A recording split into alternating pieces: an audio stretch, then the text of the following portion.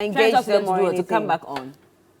Because you've taken us off. You want to bring us back on. Right now, I think the most prudent thing to do would be to extend the deadline. That's what I'm thinking. Then, yeah, that would be the most prudent thing to do at this moment. Until when? At this junction. Until when? Because what's the guarantee that if you extend it, the individual bondholders, everyone else would accept? But that is why the stakeholder engagement should have been undertaken. Exactly. So you would have all been on the same page. Because you know what? These individuals just don't make the decision. Yeah. Sometimes you have relationship managers of their accounts in their respective banks who are chasing them. I remember somebody from my bank said, "Oh, Ro, because they, Ro, wouldn't you buy? We have this new bond. Wouldn't you buy it? We have this new deposit. Wouldn't you buy it?" So that is where they came convincing customers to jump onto some of these So I think the engagement should have been through the banks, and then you meet. They also in turn tend to meet the larger bulk of their customers. It's the same complaints the Momo vendors had when e-levy was introduced. The same thing. They were not engaged because they would have done the groundwork for government. But here we are today. And it was effective 11th of January.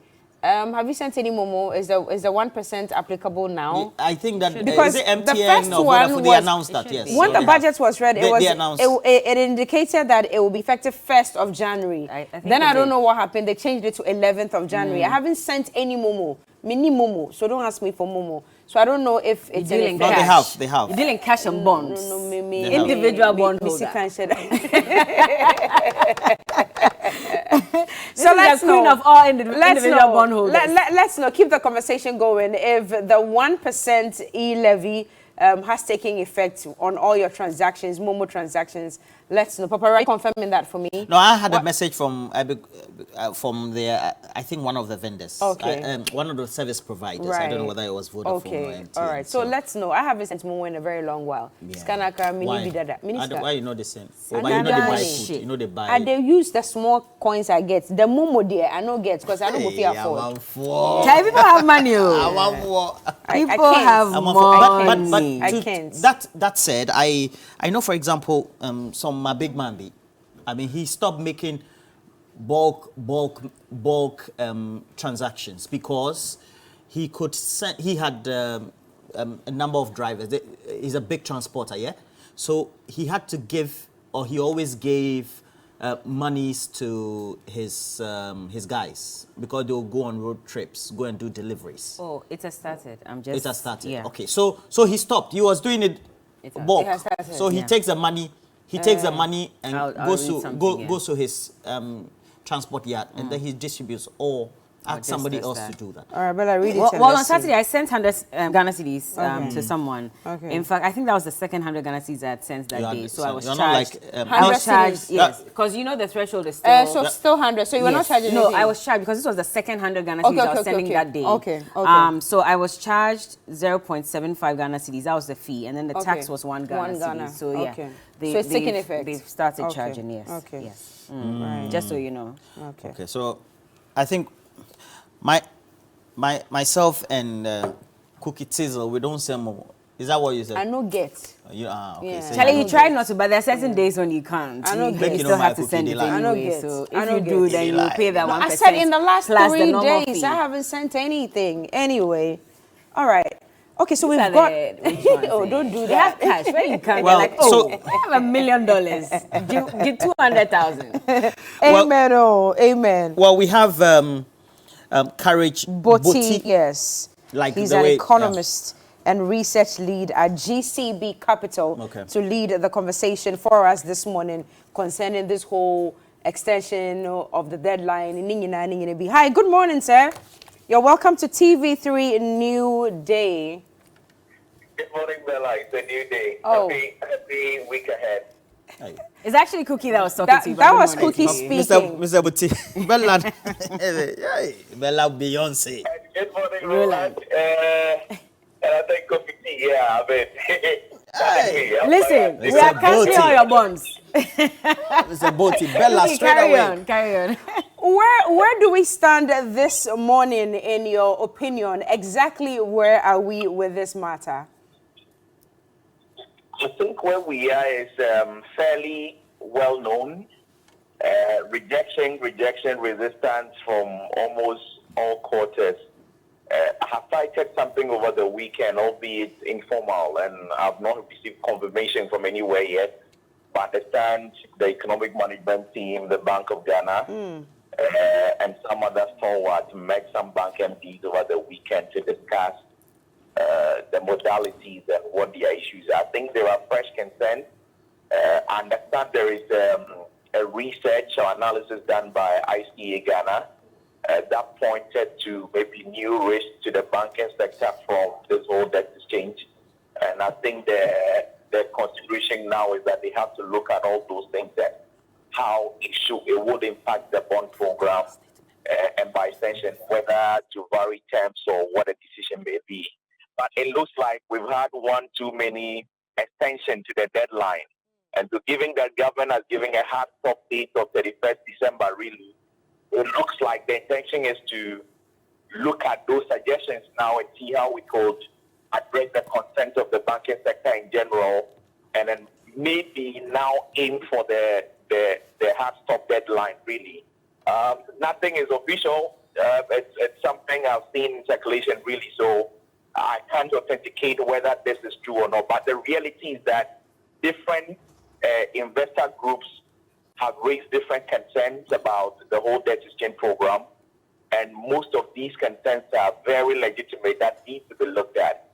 I think that our approach as investors from the word go was inappropriate, in that we are going as individual groups, identifiable groups, taking demands based on what we think our circumstances are. But if we had gone as a collective, domestic bondholders, and then pressed through a common demand, having understood everybody's needs and everybody's concerns, and pressed through a common demand for maybe more improved terms of the debt exchange, as we would have wanted, because we are represented by one group, and it means if government cannot make a deal with that one group, there is no deal really. I think there would have been the inclination to vary the terms to a level that may be more acceptable than it is today. But clearly what it seems as we speak is that potentially the success rate of this debt exchange might be problematic. The main concern now is with the individual bondholders. They hold about 13% of the total debt stock as we speak, and then their exclusion, even if you say that impact is not too significant, we are aiming for 80% success. And already the pension sector, as we know, is exempted or almost exempted, because I understand the conversations are ongoing for the fine details of their exemption, really. And they are doing something close to 20% already of the total debt stock. And so if we add individual bondholders, if they are exempted already from the word go, we are not achieving that 80% target. And plus, a number of individuals and institutions that, look at what the demands of senior hosts groups are. They are calling on all fund managers and investors of fund managers to tell their fund managers to resist or not sign up to the exchange, really. So the impact could be way more than even the noise we are hearing, really. And we are not in a good place with this. The only hope, I believe, is that government needs to do debt restructuring. IMF hasn't said do domestic debt only, or do domestic debt to this magnitude and foreign debt to this magnitude. The choice is for government, and so there is some leverage to want to do a certain combination based on what each investor group will accept. And so for me, I think we should push for what we can get on the local market. Those who subscribe. If we even get 50% success rate, we could go with that and see what we can get with the external investors. The good thing about theirs is that the likes of BlackRock, the likes of Templeton, the likes of CT, and all of that, yes, they may have huge investments in Ghana, but compared to their total portfolio, it is actually a minute fraction of their portfolio, really. And so they doing even 50% haircuts and things like that, while it is significant, may not impact their financial standing so much. And they might be more inclined to having proper negotiation with government, agree some terms, and then we can push through some good sides of debt restructuring on the external front so that overall we can achieve the targets being set. My challenge again is that I don't understand why years of rote mismanagement and debt accumulation, which people have talked about over time and have been ignored, is trying to be corrected in just 5 years, 5 short years, 2023 to 2028, because we are working with a KPI of 5% debt to GDP ratio by 2028 and an external debt service to total revenue of about 18% by 2028. The ratios as they stand now, debt to GDP is above 100%, 100% of GDP, and external debt is way more than the 18% we are targeting. But we are trying to correct the ills of several years in just 5 short years. It is the reason we are rolling out these punitive terms to investors. And it looks like the consensus at this point is about the numbers before us and what we have to achieve, and not the concerns of the individuals that will be affected by some of these decisions.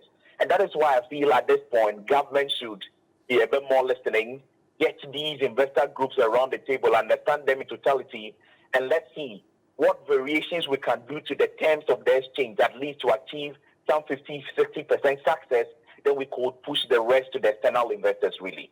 So that's how I see the whole arrangement as we stand. Okay. Limited progress, really. Okay. Mr. Boti, you've touched on a lot of the questions that we had for you this morning. But before you go, let me just ask. So if government is unable to meet stakeholders, and in this instance, I'm talking the GAB, if they fail to meet and address concerns, and if this deadline is not extended by close of business today, what could be the repercussion? Well, so they hold the right to go ahead with the transaction or not. And like I said, we presented the option that we want to do domestic debt restructuring, and rightly so, because domestic debt is actually the main cause of the problem. Even if external debt is more now, the debt service cost from the domestic side is way, way higher. And so if you must achieve debt sustainability, I mean, you couldn't be doing it without the domestic debt, but it was our choice. And so when we presented option for the IMF, your debt is not sustainable, how will you bring it back to sustainable levels? We chose to do domestic debt exchange first and then go to the external market. Based on our proposal, IMF is saying that for me to approve your program at the board level, show me significant progress of the option you have chosen. And so we need to, and that is where the hurry is.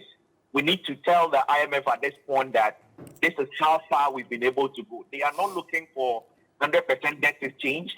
They are looking for significant progress. What that means, I do not know exactly. And so if we can't successfully push through some meaningful domestic debt restructuring, it means that there is a delay to the board approval that we are expecting, which is actually needed like yesterday, because we need that to get the economy on a sound footing going forward, to win back some confidence and to halt the slide we're seeing. Already, 2 weeks into the year, the CD is almost 9%, has recorded almost 9% depreciation. You do not want to sustain that trend. And the levels of reserve we have now is way lower than what we had at the start of 2022. But we saw the level of depreciation really. And so the consequences could even be dire, than we saw in 2022 if we cannot have a resolution to this quickly. And that is why government needs to sit with investors. The whole approach from the beginning, it was focused on maybe more or less some glorified voluntary exchange, really. It looks like more or less you are just giving investors some instruction. And there was even suggestion at some point that you either take it or you on your own. With all respect, if you owe me, you don't tell me that. You sit down with me and say, this is my problem, and we find solutions. And so I guess the approach from the word go is the reason we are having these kind of challenges. And we need to, this is our choice of restoring debt restructuring. We need to make progress with it to get the IMF program going. Otherwise, the program is not started and the CD slide as we've seen it could continue. And then, of course, inflation is tied to it. We appreciate your time this morning, Courage Boti. He is an economist and research lead at GCB Capital. Thank you for your time this morning. Well, self-explanatory enough, if you ask me. It makes sense, the points that he had this morning. Anyway, big issues coming up in the next 60 seconds, if I can put it that way. This is still TV3 New Day.